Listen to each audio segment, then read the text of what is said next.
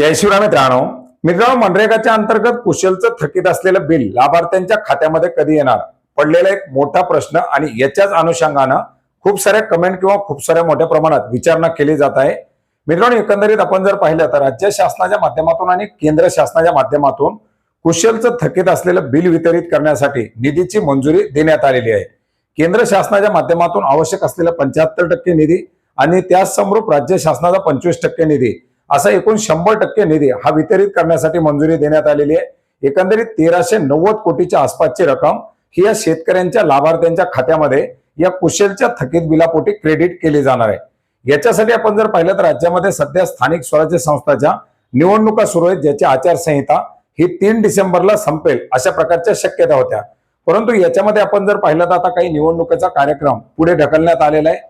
याचबरोबर आपण जर पाहिलं तर निवडणुकीचे जे निकाल आहेत ते सुद्धा पुढे ढकलण्यात आलेले आहेत आणि साहजिकच याच पार्श्वभूमीवरती 21 डिसेंबर पर्यंत राज्यामध्ये ही आचारसंहिता लागू राहण्याच्या शक्यता आहे। तशा प्रकारच्या कोर्टाच्या माध्यमातून आणि निवडणूक आयोगाच्या माध्यमातून देखील सूचना देण्यात आलेल्या आहेत आणि याच पार्श्वभूमीवरती आता कुशलचं हे बिल मंजूर जरी झालेलं असलं तरी या आचारसंहितेच्या नियमामुळे ते लाभार्थ्यांच्या खात्यामध्ये क्रेडिट केलं जाऊ शकणार नाही आणि याच पार्श्वभूमीवरती मंजूर असलेले हे कुशलचं बिल आता खात्यामध्ये क्रेडिट होण्यासाठी लाभार्थ्यांना 21 डिसेंबर पर्यंतची वाटच पाहावी लागणार आहे।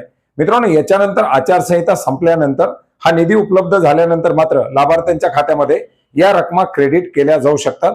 त्याच्यामुळे आता आचारसंहिताच्या या कालावधीमुळे लाभार्थ्यांना पुन्हा एकदा या कुशलच्या बिलाच्या वितरणाची प्रतीक्षा करावी लागणार आहे।